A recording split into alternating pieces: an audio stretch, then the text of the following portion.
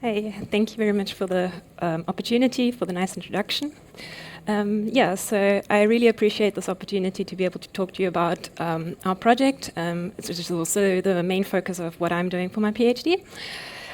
So we are implementing this targeted next-generation sequencing assay that's being developed by NanoONT in Southern Africa. And we're using this to do drug resistance profiling in tuberculosis. So tuberculosis is still a major public health concern. Antimicrobial drug-resistant TB, is a major contributor to antimicrobial resistance worldwide. As you can see by this plot from the WHO, from the estimated number of cases of drug-resistant TB, there's still a big gap to the amount of people that are, or number of people that are then eventually diagnosed or for drug-resistant TB and enrolled on treatment. In addition, the success rate of those on treatment for drug-resistant TB is only around 60%, and inaccurate drug susceptibility leads to undertreatment and increased mortality. That's all just to say that in order to appropriately and effectively treat TB, you also need to accurately diagnose it, especially drug-resistant TB. The current methods of doing drug susceptibility testing in TB are culture-based phenotypic methods, so growing the bacterium on solid or liquid medium. However, this is very time-consuming. Mycobacterium tuberculosis is a very slow-growing bacterium, and it takes weeks, if not months, to get to a result. It also has stringent laboratory requirements for safety. You need biosafety level 3 labs. There's been wonderful advancements in terms of rapid molecular tests. Systems such as the GeneXpert RIF Ultra or line probe assays are really far implemented widely. They're rapid, they're highly sensitive and specific. However, they target specific resistance associated mutations, and unsurprisingly, what you don't test for, you don't know about.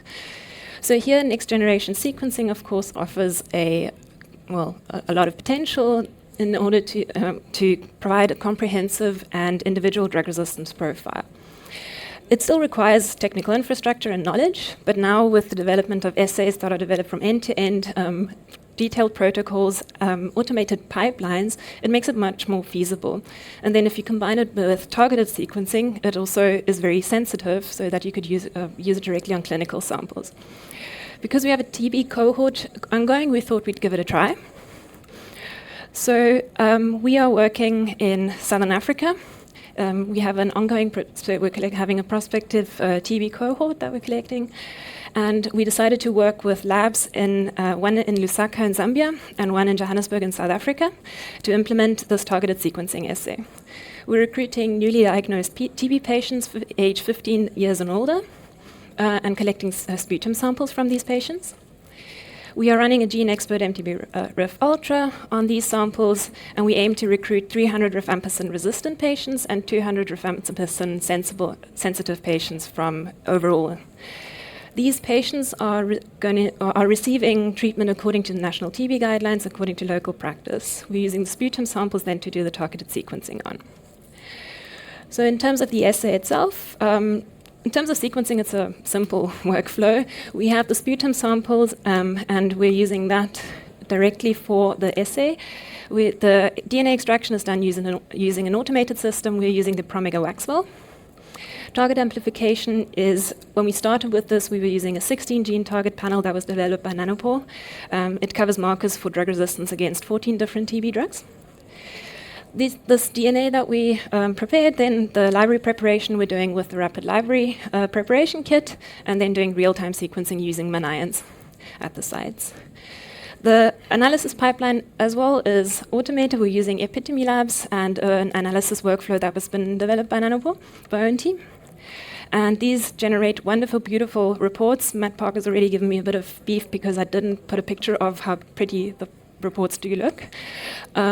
But they're really nice for the whole sequencing, and then also they provide a summary report for the clinicians. These reports we're making available to the treating physicians. Additionally, we're also storing the samples, the PCR products, for then to do offsite validation eventually once we reach our sample sizes. Great. So just it's still ongoing, but our first insights, I mean, the whole sequencing workflow is very efficient, very quick. We get sequencing results in under 24 hours. In terms of implementation, we're currently doing sequencing runs, weekly sequencing runs of about 6 to 8 samples in Lusaka in Zambia, and about every 2 weeks in Johannesburg in South Africa for about 2 to 4 samples, just because the recruitment speed is a bit slower there. But we are planning, or we are wanting to push it up a bit.